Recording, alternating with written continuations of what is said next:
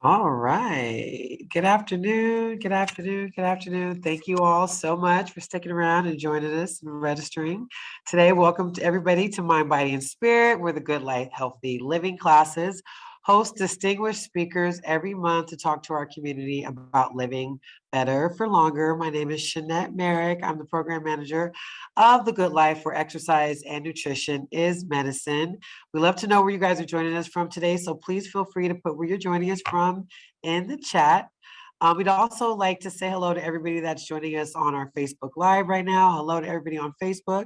It's important to let you all know that the Good Life is a growing national program that is being developed by a network of research centers across the country. And we are focused on empowering mind, body, and spirit, the Americans who are monetized communities by celebrating our elders, teaching our young, and supporting our working men and women. Together, we develop programs to promote healthy lifestyles and healthy relationships. We're dedicated to reversing the public health crisis of dementia affecting economically disadvantaged older adults. We believe the good life can be achieved by everyone, of course. The Good Life and Mind, Body, and Spirit series are developed by UC Davis Alzheimer's Disease Research Center in the East Bay, the California Department of Health, and the City of Oakland Parks and Recreation, and the National Institutes of Health. Without any further delay, today we are honored and excited to have Dr. Walters as our guest speaker. Dr. Walters received her degree in clinical psychology from John F. Kennedy University in Pleasant Hill, California. She provides brief individual, couples, and group psychotherapy, as well as crisis interventions. For 10 years, she worked with one of the largest HMOs in the country, providing brief individual and group psychotherapy, and has provided crisis intervention, which includes doing emergency room consults, as well as stress management debriefing after a crisis. Now, all let's welcome Dr. Walters. Hello, good afternoon, everyone. Welcome. I hope you're all hydrated and doing what you need to do. I don't know where you are, but I am burning up where I'm at with fans, windows, and everything going. So hydrate. It's hot. It's hot. All right. So thank you guys for joining us today. This is a wonderful program. I'm so excited to be here and look forward to sharing and, more importantly, answering any questions that you might have. So I'm going to be talking briefly about just how to navigate grief and loss, talk a little bit about what that even means, because I think we all have a different definition of what grief may look like. And so to just talk a little about that and then just see how that may show up in our lives and what are some things we can do to mourn and to heal, more importantly, how we heal. Okay. And so I would actually like to start by inviting, I see someone hydrating right now. I love it. Galaxy Z. So I'd like to actually begin by just inviting you, if you're comfortable, to participate in a brief guided meditation. Okay. I will work from a strength-based model. We're in a community and a society that focus so much on deficit that I try my best to focus as much as I can on compassion, the compassion that we have, not just for others, but more importantly, for ourselves.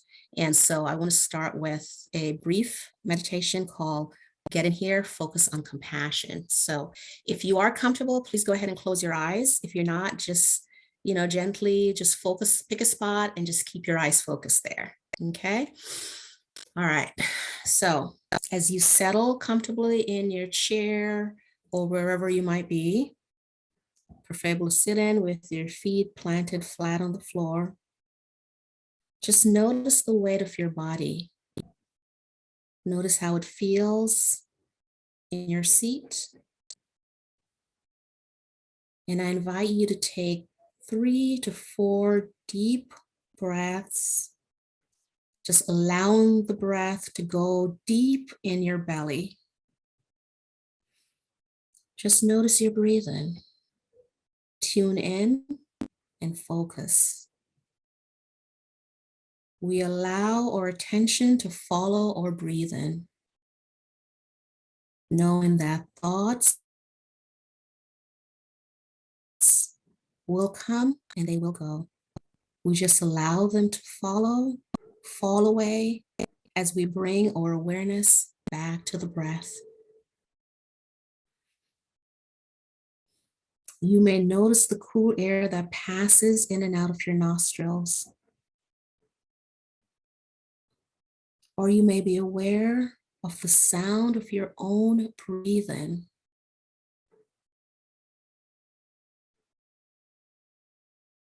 Thoughts, sensations, feelings. Just watch them come and watch them go. We simply favor the breath. Notice your sensations.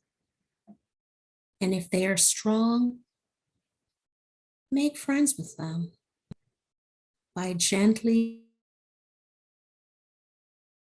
focusing your breath on that place in your body, just allowing that discomfort to be released with each breath.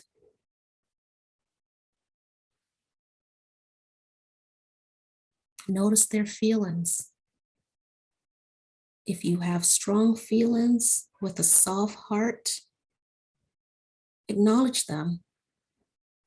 Acknowledge them with compassion, releasing all judgment. Breathing in, breathing out. Allow the breath to bring you fully into this present moment.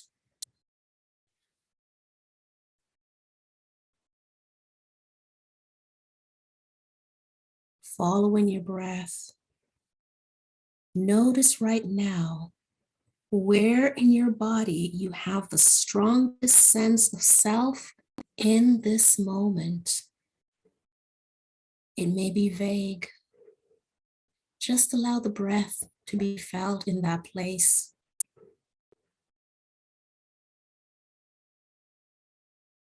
And with awareness in that place, affirm within yourself your intention to be here,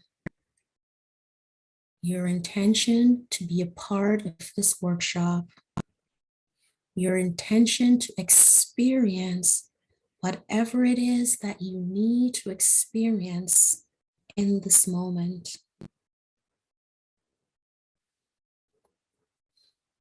Now, take a deep breath and take a few moments to gently bring your awareness back to the room.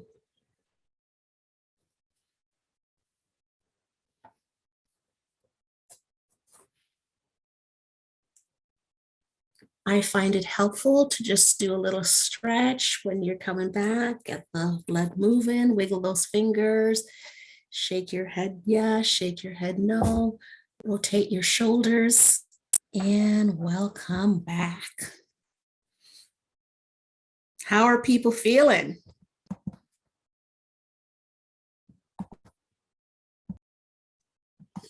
All right, so hopefully people are awake and are back.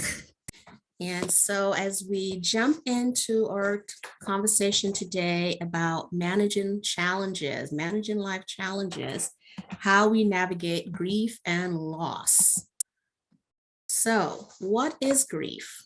When we hear the word grief, you know, most of us immediately think about the permanency, right? The death of someone, right? The death of a loved one, the death of a past.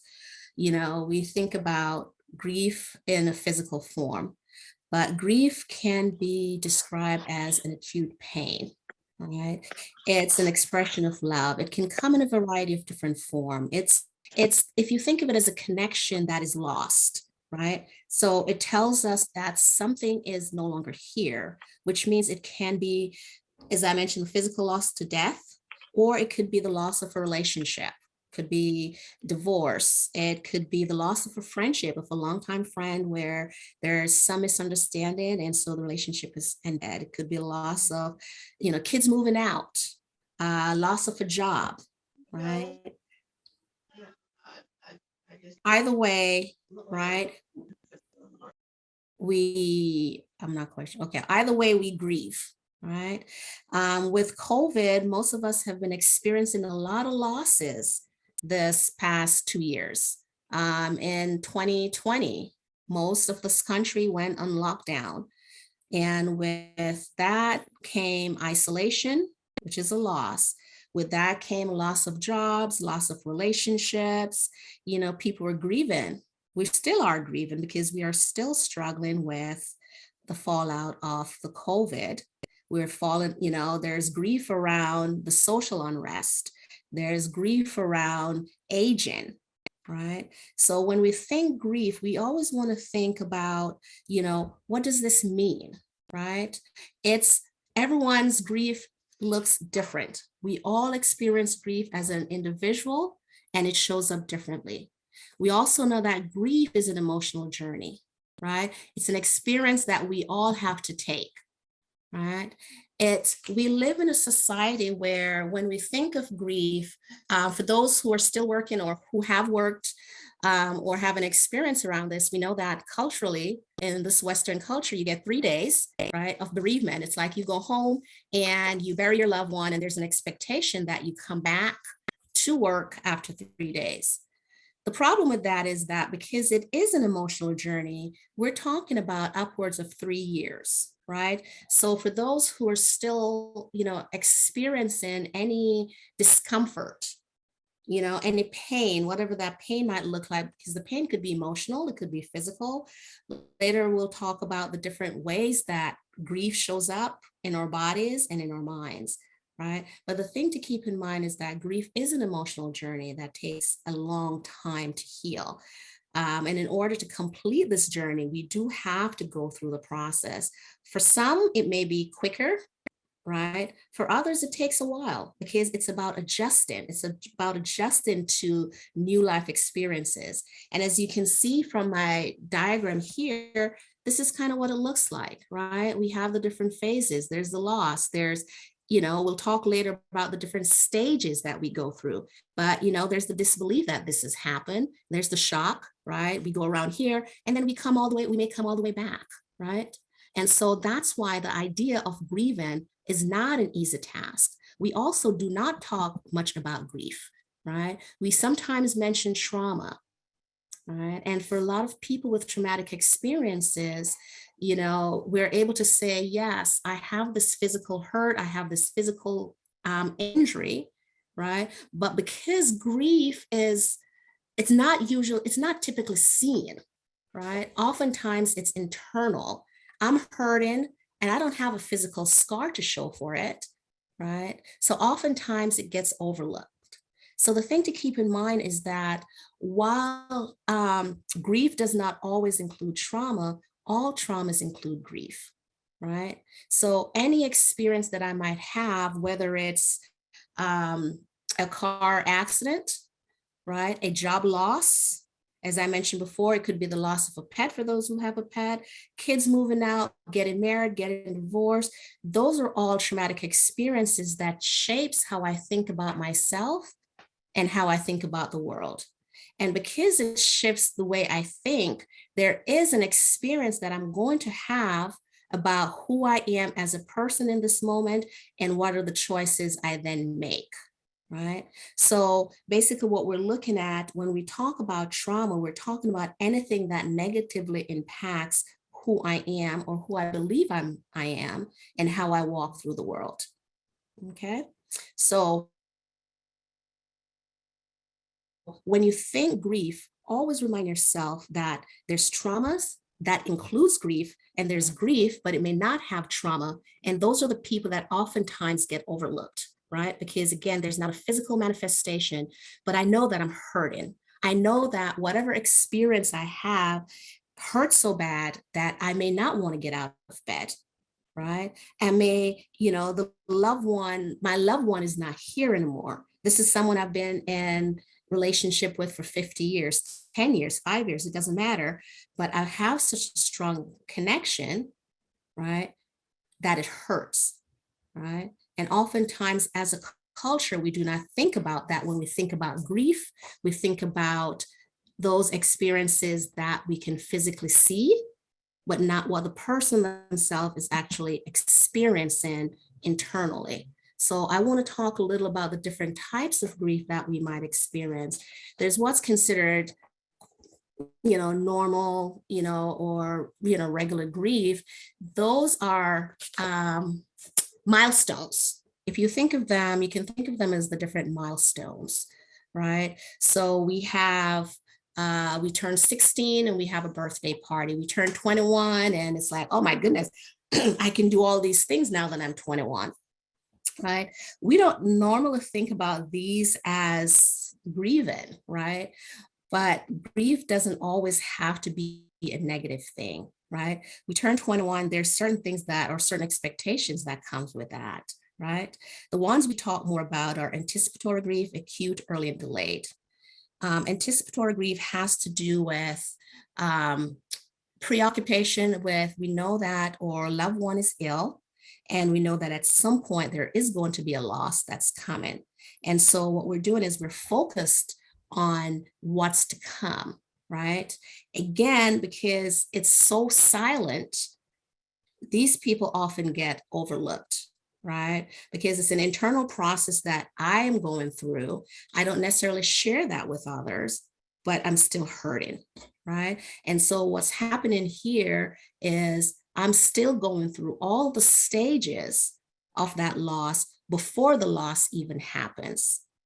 Right.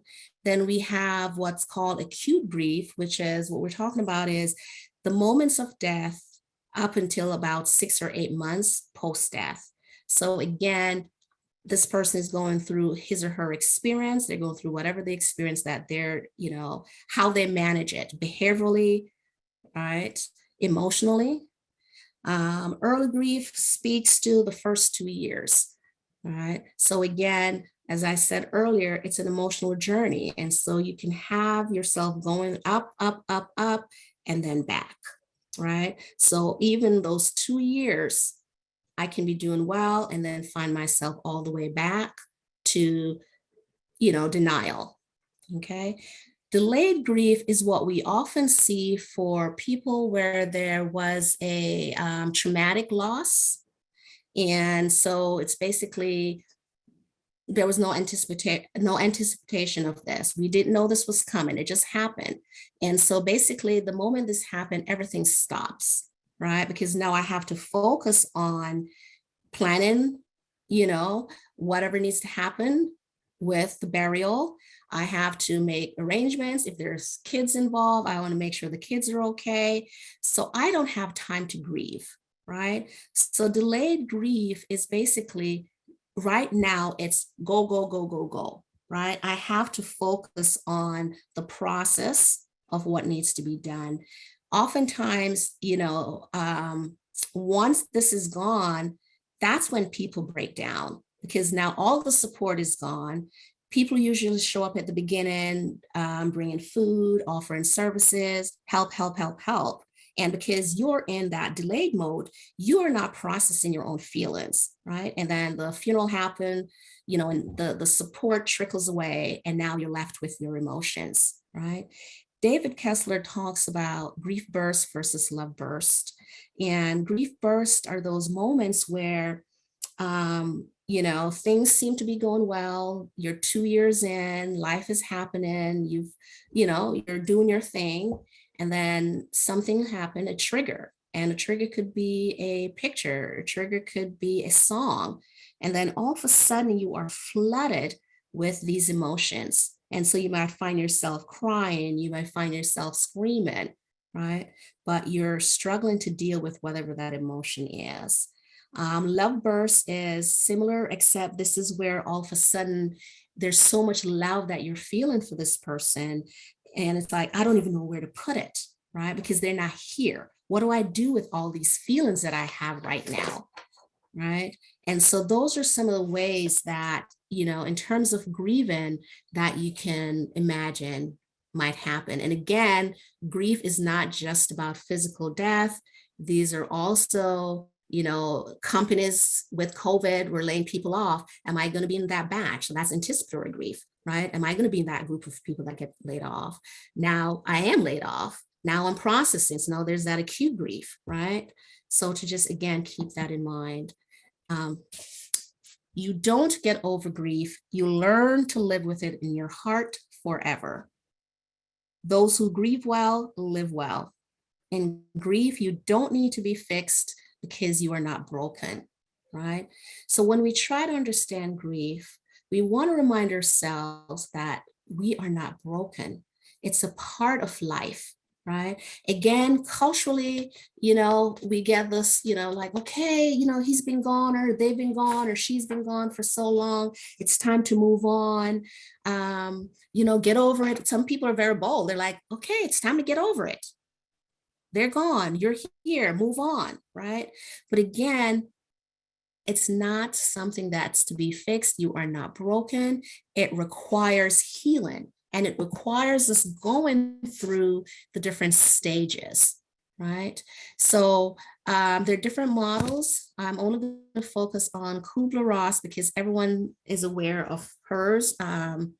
She was the first person to identify that everyone who experiences any kind of traumatic experiences, any loss, and she did work with terminally ill patients and started noticing that at certain points, they're all going through, and their families, terminally ill patients and their families. And she started noticing that at certain stages, each person was experiencing and presenting with similar experiences. And so she put those together and came up with what she called the 5-stage model of grief.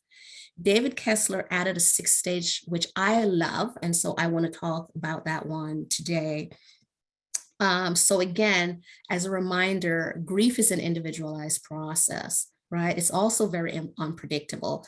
Going back to that emotional journey, if you look at how my scribbles were all over the place, right? What you need to remind yourself is that as I go through these stages, what it's helping you do is identify what you're feeling. So when you think grief stage, just think, what are the things that I'm feeling, right? It's not a trajectory. It's not a stepwise. You don't go boo, boo, boo, boo, boo, right? You can, but you can also go back, right? So it's like a pendulum that swings. So the stages that we often see, the first stage is it's a denial stage, right? Or some places you'll see it as shock, right? Numbness. So this is basically where, there's almost like a refusal to accept that something is happening, right? So there's a defense that comes up. I can't believe this. This is not happening, or I feel fine, right? And then we transition into more of an anger stage, right? So this is where it's like, why me? Why did this happen? This is where you're questioning, how could this have happened? Right? Right now, if people are familiar, and a lot of us are grieving today because of the shooting that happened in Texas, right? And so for a lot of people right now, there's that anger stages. Why did this happen? How could this have happened? Why these kids? Why me? If it's a parent, why me? Why did my child have to be there, right? And so that's stage 2 of grieving. Yesterday was more the shock, the denial that this can't be happening again. We just had something last week, right? We just had the Buffalo shooting, right? A few years ago, we had the Sandy Hooks. So we go through that, that temporary defense of denial that this cannot be happening again. And then we segue into anger, right? Why? Who's to blame? This is where we question who's to blame. And then we transition into the bargaining stage, right? And, this is where there's like negotiations, which I would imagine a lot of parents yesterday, or anyone who've had, a loved one ill, or the potential of a job loss, and where it's like, oh my God, please don't let this happen. Please, please, please, please, please. This is where we bargain. I promise to do this if this happens or if this doesn't happen, right?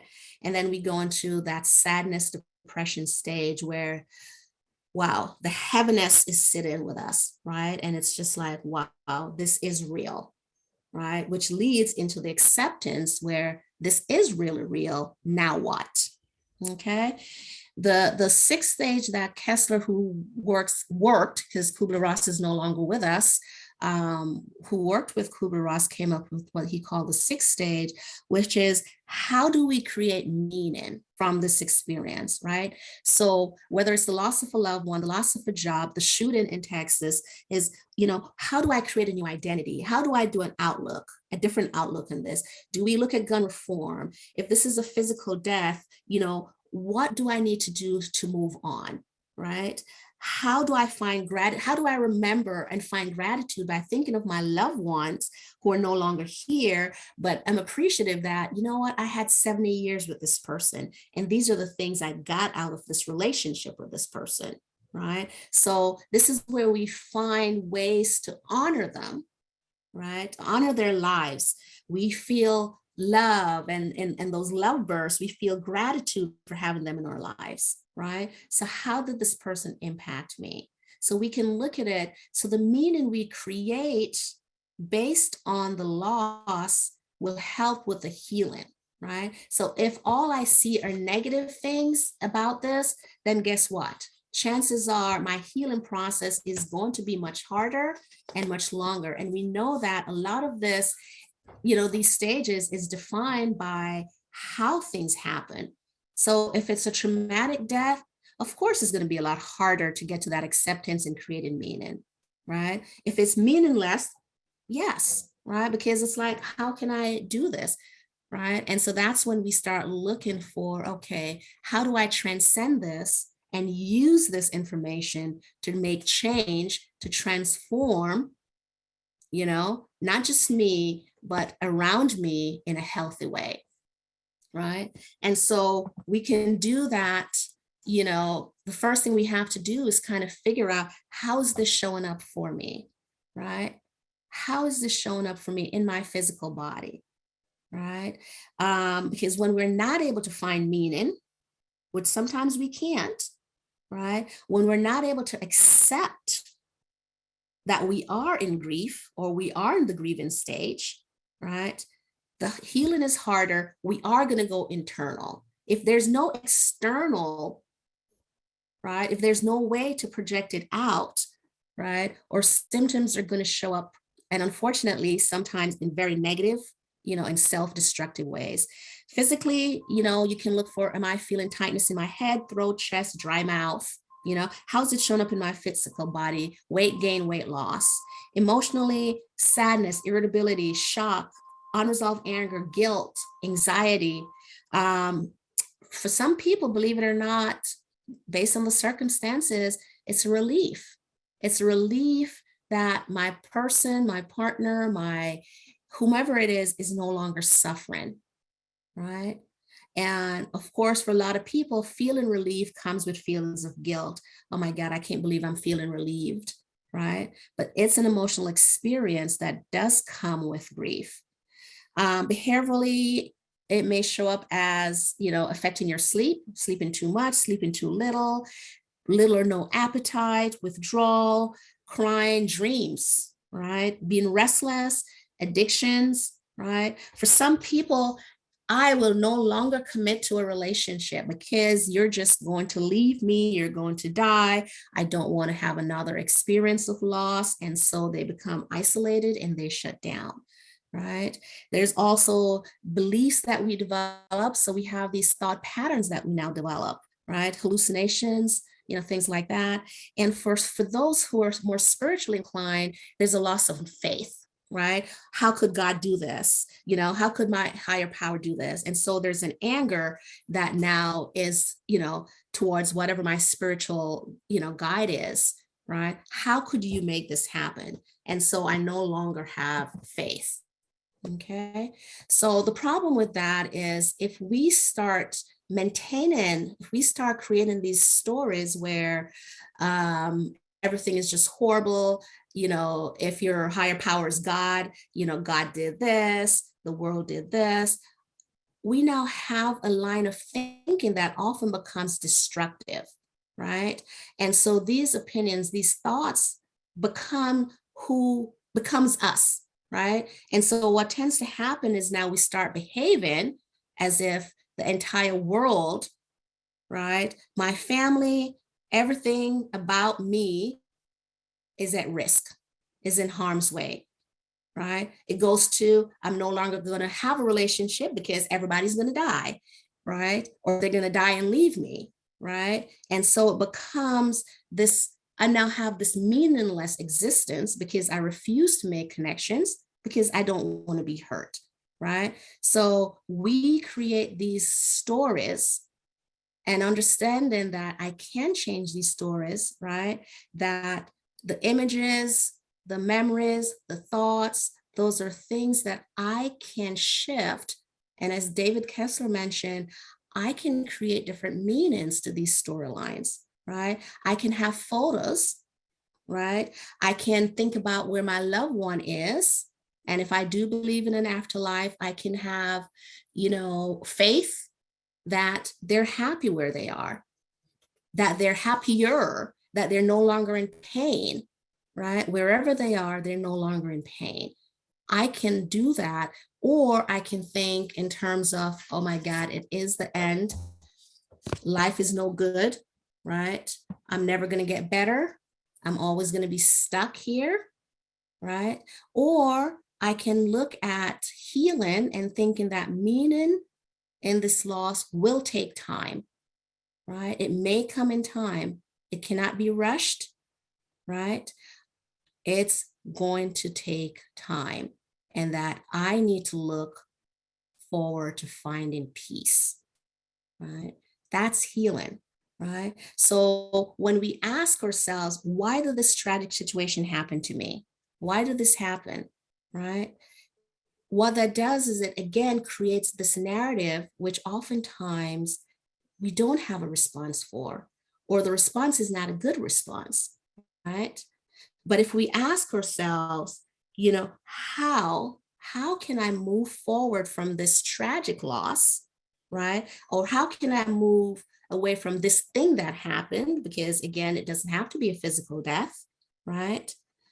If I remind myself that grief is an organic process, right? If I remind myself that I'm probably going to be revisited at different stages because it's an emotional journey, so I can go from denial to acceptance and back down to bargaining or sadness, right? If I can remember that, then it's easier, not easy, but easier for me to start creating balance, right? It's understanding that when I start to heal, it doesn't mean that I'm forgetting my loved ones, right? When I'm healing, it's about me recognizing that I am grieving, I'm witnessing my grief, right? So I'm recognizing that there is a loss. I'm seeing that loss, I'm being aware of that loss, right? And that I need to make time, right? Whether it's, reading self-help books, talking to my doctor, going to a support group, I need to make time so that I can heal, right? So that I can start creating better meanings about what transpired in my life, right?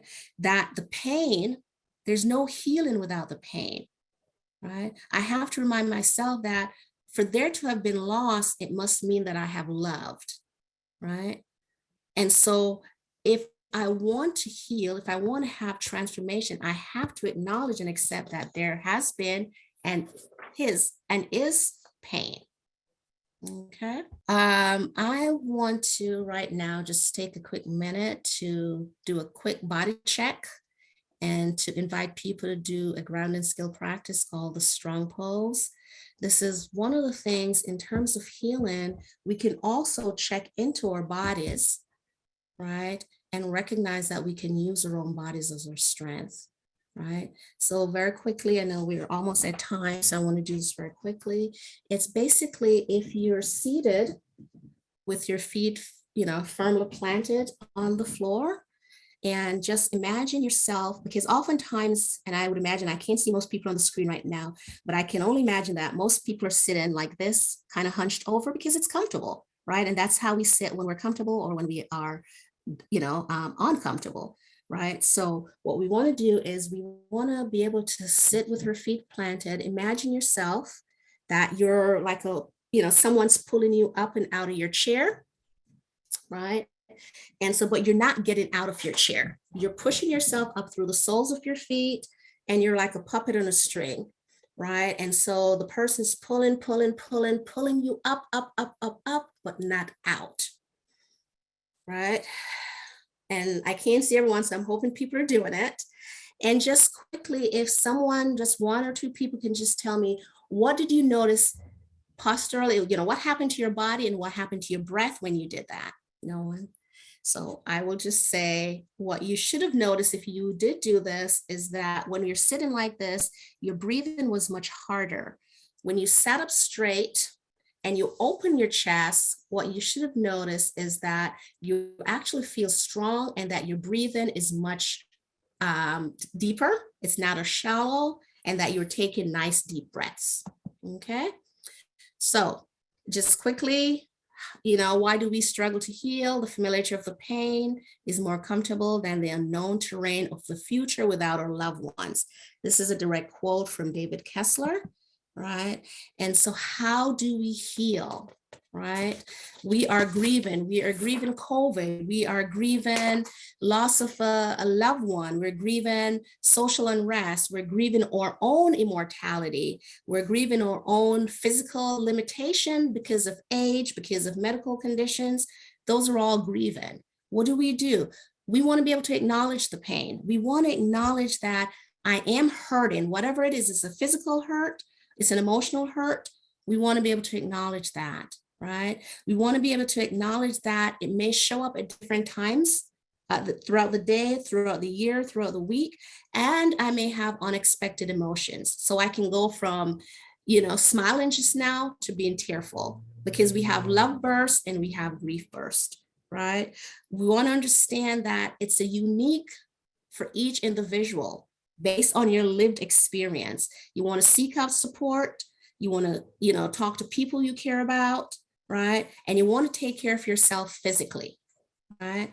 For others who are struggling, right, and maybe looking for support, what you want to be able to do is just witness their pain, right? Again, because grief is experienced in many ways, each person is going to show up.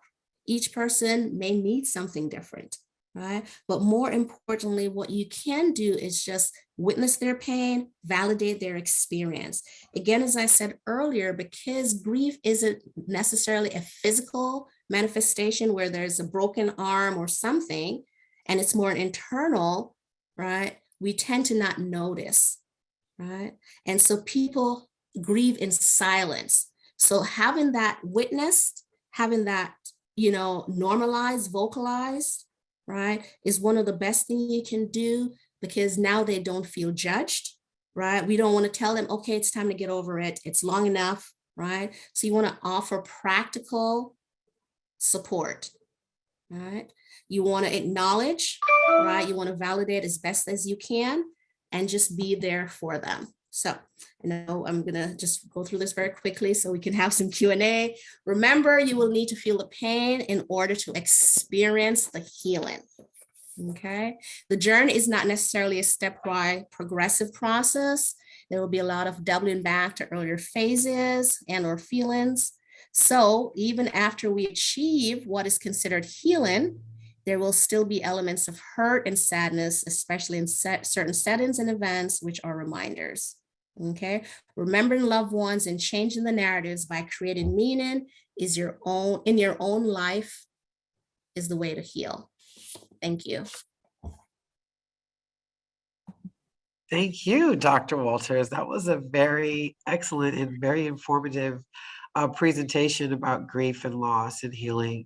Thank you all so much.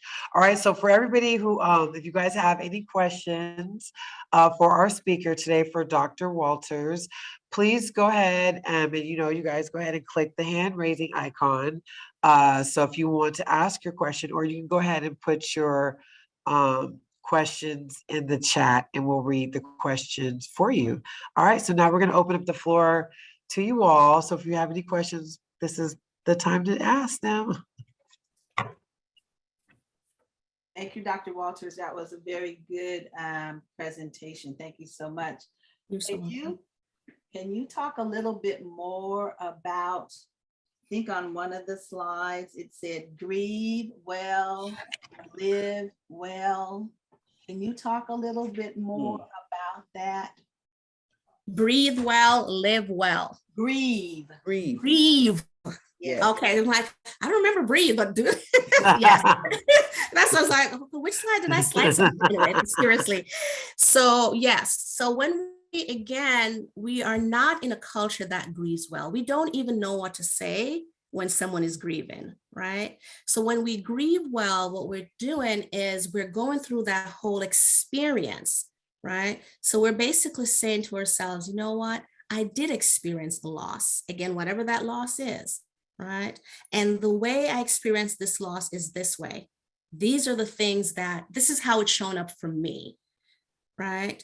Physically, emotionally, right? These are the things I'm doing behaviorally in response to this grief, right? And the moment I'm able to acknowledge and validate, because this is what we don't do, right? We don't validate. This is what we do to ourselves. Suck it up, get over it. What's wrong with you? It's been blah, blah, blah, right? And when we do that, what do we feel? We feel worse, right? We feel horrible. So when we grieve well, when we acknowledge, with compassion, we say, you know what? It's okay. It's okay, right? When we do that, then the healing happens, right? Because we're giving ourselves permission to feel what we're feeling and to appreciate what we're feeling. Okay. Great question. All right. Thank you very much for that question, G. Thank you for your answer. Dr. Walters, okay, our next question is from Valerie Fowler in the gallery. Hey, Valerie. Hi, guys. Hi, everybody. Hi, Jeanette. Hello. Yeah, that was one question I was going to ask. How do you grieve well? When you talked about that, I didn't. So I'm glad she had the same question. You spoke on that. Second question I have, how do you prepare for grief? Now, I say this because my parents, my mom has Alzheimer's and it's getting worse. My dad is really ill, right? So my sisters and I, as four of us, we do care for our parents, and we had a meeting Monday and we could see what's coming down the pipe. Of course, we know God can take anybody, right? He can do that, right? But if we look at the way things are going now with my parents, we sit and we talk, we almost close to having to take care of them totally, okay? My dad is holding on to everything, which I respect, holding on to all the independence he has, so he's fighting us. And there's a grieving process because we are losing our parents, and I miss my mother something terribly. Yeah. The woman I knew, the woman I grew up with. I talked to some of her friends who don't have Alzheimer's, makes me miss her just that much more. Yeah. So how do I prepare myself,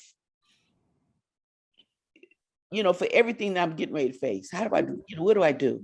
And I was one of those who said, suck it up.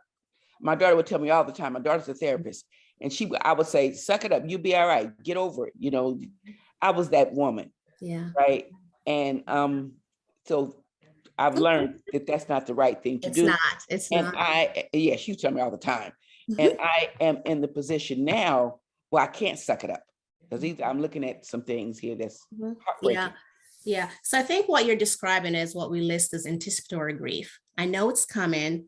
And you're right. I could be gone before them, but I know we're going to go with, based on what's happening in front of us, this is coming. What do I do? Right. So a couple things, understanding that while in anticipatory grief, those 5 stages that we talked about is happening to you right now. So you are going through the denial or the shock, the numb, which is stage 1. You are going through the anger. It sounds like right now you're also doing a lot of bargaining, right? I want that person back. I miss my mom. I do. Right? Right. And so the sadness is there. The depression is there, right? So what we're trying to do is to get you to that point of more acceptance and meaning. Right. So what that may look like for you could be some things in terms of when she have those good days, have her tell her story, document it, turn on a tape recorder. Right. Oh, I don't know if people still use tape recorder. I think everybody tape on their phones now. I just dated myself. I'm right. Right. But record him. Right? Have those conversations so that when that transition happens, there's still that peace, right? You know how we talk about creating meaning. What are the things, memories, right? Have her tell you her favorite stories, her favorite memories, document those, right? pull out, like, pull out your cell phone, not your tape recorder, pull out your cell phone and record those. Because what that will do for you is in the moment, you are still creating that connection with her, right? And there's that, for afterwards, you'll also have that posterity, right? So when you have those grief bursts later, you can always go back and like, oh yeah, I remember when mama said, or when she did, right? And you can have that voice, right? Because we will forget, because what you're talking about are traumatic experiences that you're currently experiencing by witnessing, yes, right? Those are traumatic experiences. You're witnessing the decline, the loss of these people, and your body, your mind is trying to make sense of this. So it is doing its own thing over here, trying to make sense of this, while at the same time trying to care for the people that you love. Right, because it's work. Yes, right. So you have these two things that are happening.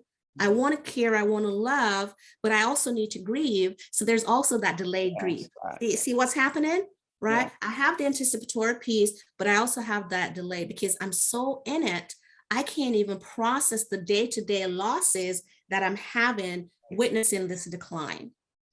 Yeah. Does that answer your question? Yeah, it answered my question. My dad is like super depressed, which I never thought my father would be depressed. And trying to grieve, as well as we got to work through and take care of them. It's work, and it's not easy. So yeah, it's not. So this is what I will leave you with, though. With all of that, the most important thing you can do for them is to take care of yourself, right? So you have to have, absolutely, without a doubt, have to have a self-care practice in place. From the moment you get up to the moment you go to bed, what are you doing to take care of you? Because you taking care of you will take care of them, right? Yes. So if this piece is not happening, everything else I've said will be not, right? Yes. So you got to make sure that front and center is Valerie. Yeah, thank you very much. You did. It was very helpful. Thank you. Thank you for your question very much, Valerie. Thank you for your answer, Dr. Walters. Okay, so our next question is from the chat, and it's from Gina. And Gina's question is, regarding narcissistic personality disorder, how would you grieve the loss of the sibling who has abused you for years, emotional, verbal, mentally, when you have to continue in the negativity that comes from them? Do you confront them about it? See if they would go to therapy with you, or use any and all techniques to deal with the negativity that is experienced from a narcissistic personality disorder? Wow. I don't know how much justice I can do to that question here. Yeah, that's a very loaded question. That's a lot, but that's a really good question. Yes. But so the one thing I will start with, though, is it's a really great question, but the one part I will start with, Gina said something about where she, and I'm sure it's something about that she has no control. There was a line that says when she, well, she was being abused for years, verbally, right, it was after physically, mentally, and when you have to continue to deal with the negativity that comes from them. Yeah. Okay, and the line after that, when you have to deal with the negativity, I want to come back. Do you confront them about it, and see if they would go to therapy with you, or use any or all techniques to deal with? So we don't have to continue with it. That's something that one of the things in terms of empowering, in terms of compassion, in terms of working from a strength-based model, this person, narcissist or not, did harm, right? One of the things we have to remind ourselves is that we still have the power and the control over how we allow people, places, and things to impact us. That does not take away from the hurt and the pain that was inflicted on you by this person or these people, right? But what we do have is how much more power do we want to give to that person, right? And by that, what I mean is, at some point, I'm going to say, you know what? You no longer have that power over me. You did me wrong, right? But I'm going to do my healing. And this is what my healing is going to look like. I'm going to make a decision what role, if any, you're going to have in my life, right? And that might be none, absolutely none, right? But in the process, I need to take care of this. And what that means is I'm going to do the work for me, right? I'm going to forgive because I'm not about forgiving. It's not about you. The forgiveness is about self.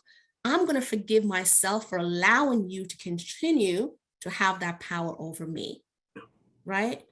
And so the anger that I'm having right now, I'm going to turn that around. I'm going to find healthier ways to manage my anger, right? So whether it's talking, whether it's practicing, doing exercises, whatever my self-care practices might be, I'm going to, journal. I'm going to do therapy writing.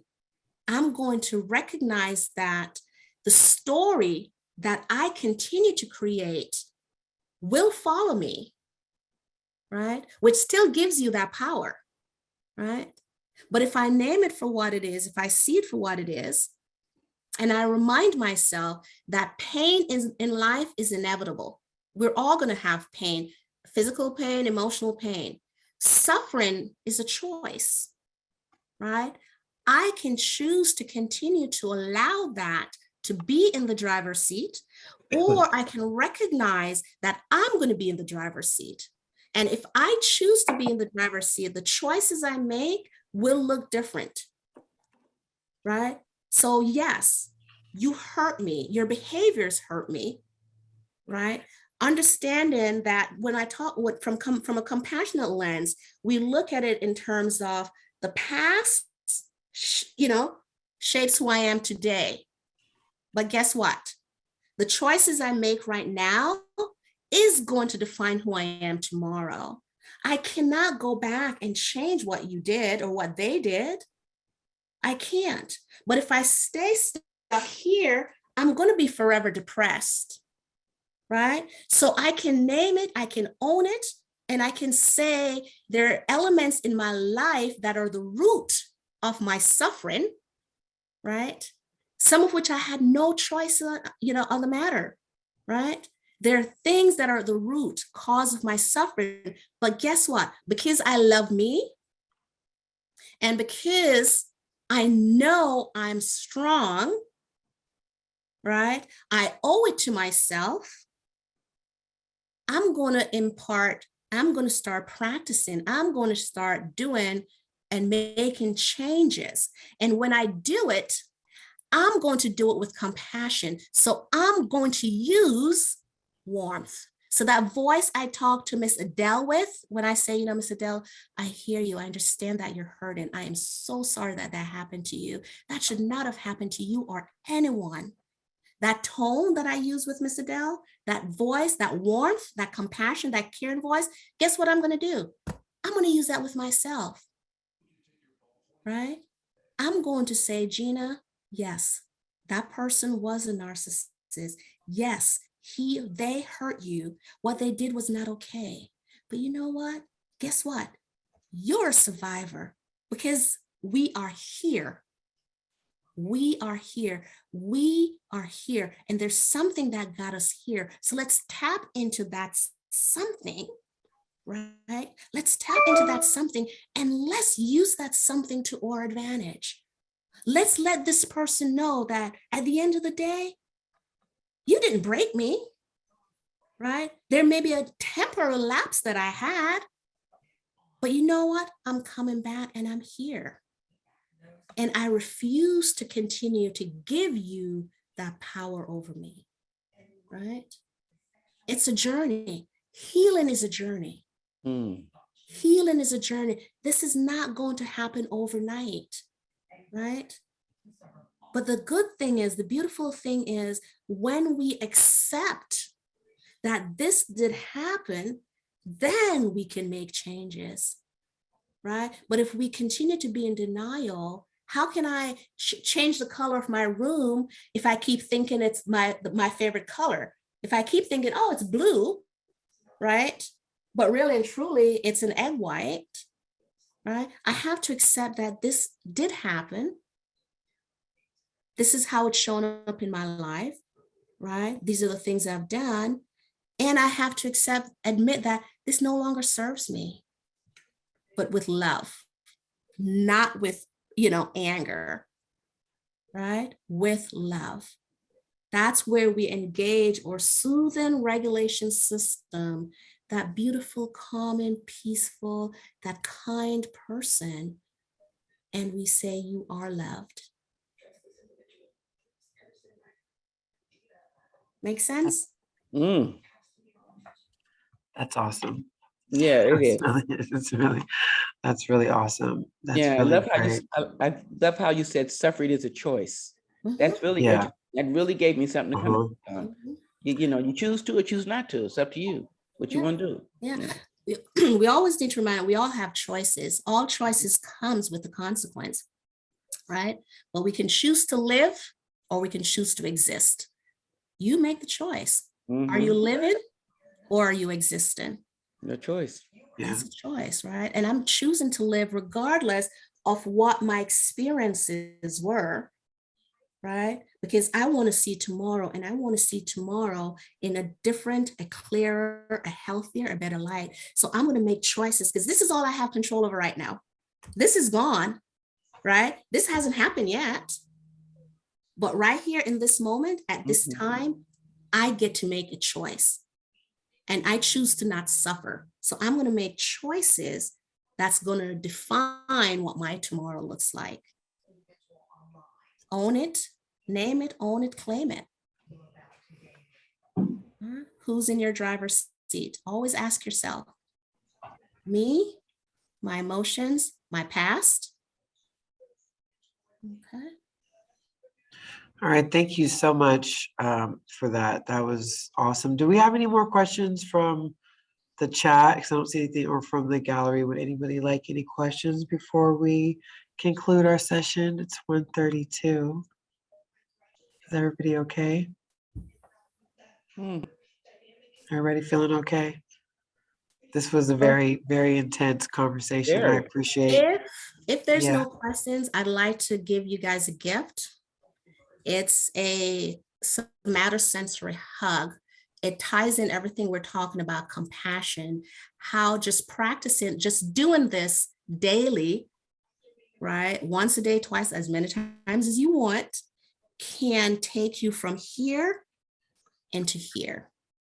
Okay, so it's called a somatosensory hug. And basically what it is, it's a physical and a soothing grounding, right? So I'll demonstrate and then I'll just invite you to do it. Okay, so basically, so if you have any wrist issues, just please be mindful. So we start with our arms outstretched, right? We cross at our wrist, right? And we interlace our fingers. And as we do that, we're going to pull inwards to heart center while taking a nice deep breath inwards. And then as we exhale, we're going to love on ourselves, right? Okay, so let's do it. All right, for those who would like to. So arms are out, we cross at the wrist, interlace your fingers, and we're going to pull to heart center while taking a nice inhale through the nose. Hold it for a second, and then you can just hug yourself as you breathe out. For those who are more tactile, you can just, touch and soothe on your face. You can rock with it, right? But whatever you're doing is you're hugging you and you're saying, I am love, I am loved. I am loved. I am loved. And so it is. Okay, how did that feel? Awesome. Feels good to love on yourself. Self-love is the best love. It is self-love, That's right. compassion. So if nothing else from this workshop, please remember self-care is important. You have to start with you. Healing is a journey. The healing is in the pain, right? But as long as you put yourself in that driver's seat, as long as you're practicing compassion, giving yourself grace, allowing yourself to mourn, to grieve, to cry, acknowledging and accepting those feelings, whatever they might be, but you're doing it with love, your healing will be transformational. Okay. All All right. right. Thank you, Thank you. guys. Thank you. Thank you. Thank Thank you so much. What a wonderful presentation. Thank you so much, Dr. Walters, Yeah, for thank being you, really. here. Yeah, with us. We really appreciate your time and all the information. I also like to take a moment to Yes. thank UC Davis School of Medicine, the California Department of Health, and the City of Oakland Parks and Recreation and Aging Services.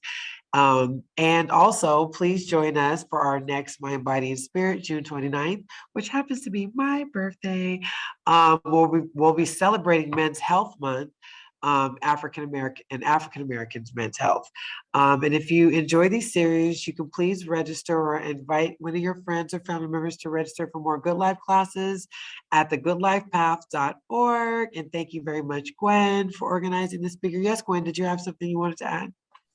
Oh, I just had a special thank you so much for coming. I'm so happy that I was able to find you. And what you said is just so on point. I think it really helped a lot of us, and especially me. I'm grateful. Thank you. Thank you for having me. I appreciate this, and always around if people need, you know, you have my website, people have my email. Please always reach out. If you have a quick question, I have no problem. I may not respond the same day, but I will respond if people have questions. So thank you guys for Yeah. allowing me to share. Yeah, I appreciate your response when I called you. You were right on. So I appreciate that as well. Thank you. Okay, Shanette, I think something in the chat. Some things in the chat. Let's see. I said, Gina said, thank you very much. Creasy also said, I've read all of Kubler-Ross books. Excellent presentation. Okay. All right. Thank you. And are there any videos for later? Okay. When you say videos, do you mean Available later. available for this presentation? Yes. Yes. So thank you very much for that question. You can find, if you want to watch this, if you want to send somebody to watch this video, you can find this video on our Facebook page. It'll be there right after we close it out and post the video to the page. Okay, So great. you will be able to find it on Facebook. Yes. Great, thank you. Okay. Thank you all so much for joining us today for Mind, Body, and Spirit. We really appreciate you. Thank you so much, Dr. Walters. We really appreciate you. And of course, all of you. We love you all. Thank you. Thank you, Gwen. Thank you, Nia. Thank you, Kelly. And we will see you all tomorrow. You guys stay hydrated. It's super hot outside. Yes. But hopefully you get some sunshine when it cools down because it's a beautiful day. Okay. Thank you so much. Bye, everyone. Be well. Take care. Bye-bye. Bye-bye.